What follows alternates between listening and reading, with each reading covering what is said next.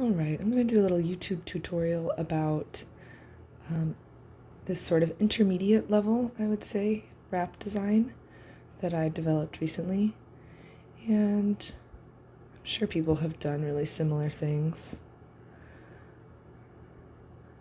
But I've started using this form, I guess you would say, a lot. And it works really well for a variety of different shaped stones. So you can see the basic structure of these are about the same.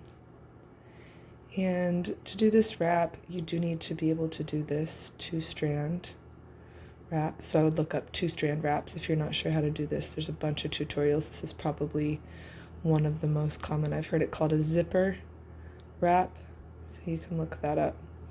And then a lot of the times I'll use this sort of figure 8 type wrap as well to connect some bigger spaces. But that's basically it in terms of wrap patterns or weaving patterns that you might need to do.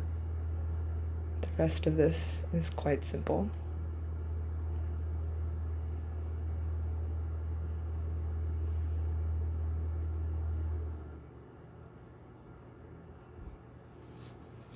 All right, so you want to start off with your stone. And I really like using stones that are naturally formed because I find they have more interesting shapes. You can see this one. It's a grape agate. It's super sparkly on the back.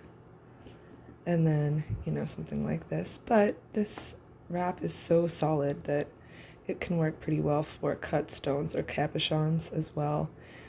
You can use something flat like this. Or honestly, even if you have kind of a bigger, rougher stone, you'll just need more wire. And I'm using sterling silver on this because this is quite a nice stone, so I want to wrap it in some high quality metal. But you can also use, I would recommend copper for if you're starting out because it's a lot cheaper. I don't really like a lot of the coated wires, like the colored wires, because they'll flake off over time. So I like using bare wire. Copper you can get in most hardware stores as well, which is quite nice. All right, so I measure my wire to the stone. So I like to, the first wire I usually measure 3 times the length of the stone about. And I mostly do this by eye. I have a good feel for how much wire I need now. So you'll start to get a good feel for it. So you can see that's about 3 times the length of the stone here. And then I do 3 times that length as well. So 1, 2, and 3. As you can see, it's pretty rough. And then I usually do a second piece of wire. And these can be the same size or they can be different sizes. They just should be pretty thick. 16, 18, 20 is getting a little bit too thin for the base wires. 16 and 18 are my favorite to use. You can go a little bigger than that if you're using a really big stone. The smaller the stone, the smaller the wire. So the second one I measure to the wire I just cut, and I usually just like to go a bit longer just for good luck. So obviously you can tell I measure very scientifically in these sort of things. Same thing with my wrapping or my weaving wire, the thin one. I'm very, very scientific with how I measure it. My favorite size is 28 gauge. I've got a 26 and a 28 here, and I'm going for a more delicate look, so I'm going to go with the smaller one, the 28. If I wanted more of an industrial, thicker look, I might go with the 26. But I'm going to go with this thinner one that's going to create a more elegant look overall when I'm done. So right now what I'm using exactly is about an inch big stone. So I would say I've got like 2 8 or 9 inch long wires. And then, honestly, I couldn't tell you about this. I'm going to unroll it like until it's about the width of my arms. That's usually what I do. And you can always add more wire. So what I tend to do on the long wire, especially at first, is err on the side of shorter, because if it gets too long, it's harder to handle. So I would just err on the side of shorter. So again, my rough measurements, I'm using I believe the 16 gauge, the thicker of the two base wires that I recommended, 16 or 18. So I'm using 16 gauge base wire, which will give it a really solid frame. If I use the 18, I usually use 18 on something a little smaller. Like this, I would use 18. And then in terms of my thin wire, I'm using the thinner of the two that I recommended, the 28 over the 26. And I would say it's like 4 feet long. I don't know, something like that. I just measured it out. It's the length of my arms when I stretch them out wide in a T. And that's a good place to start. As I said, you can always add more. Okay, so my two wires are the same size, so it doesn't really matter. And for you, it doesn't really matter which one you start with. But you want to roughly even them out. So how I've done this is, maybe I need to zoom out even more.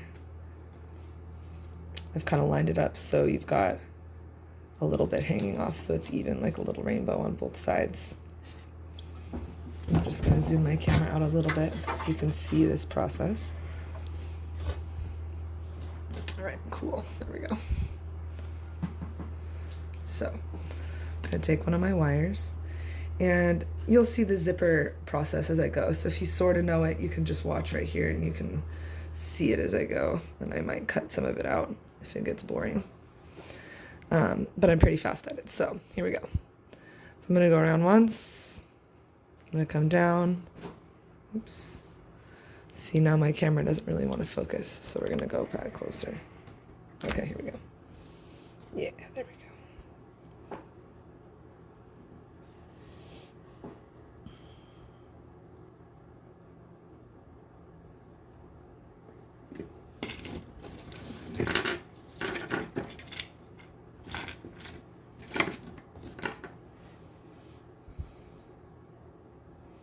All right, so I've made one full circle around.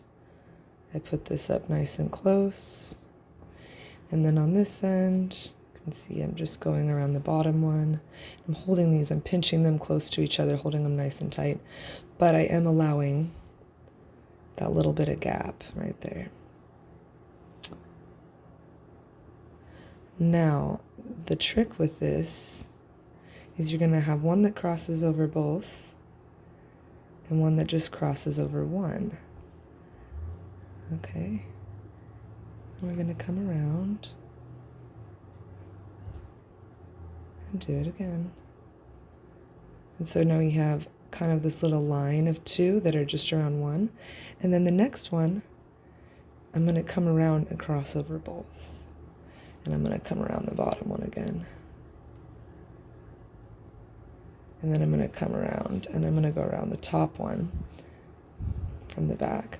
And so what ends up happening is if and I kind of have to squish them together, but I wrap around each one once.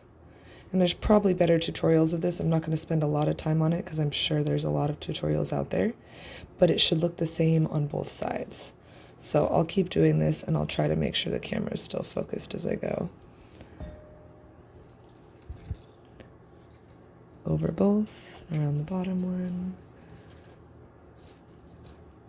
over the top.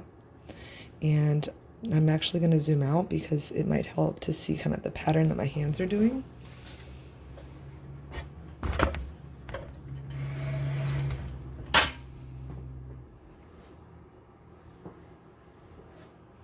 So I go over the top and around one, under the bottom, and then around the top one.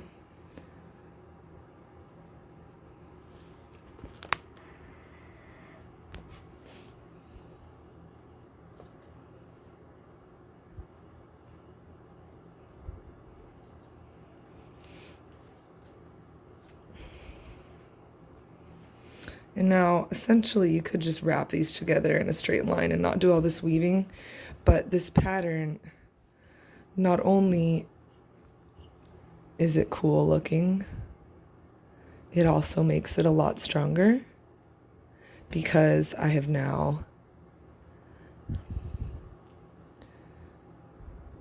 wrapped just way more than you would ever need to keep them together. So they're never ever going to come apart now, basically, which is a nice way to start your wrap. So just keep going for a little bit because you need a good chunk of this. And after I've gone for a little while, I would switch sides so I kind of don't use up all the wire on one side.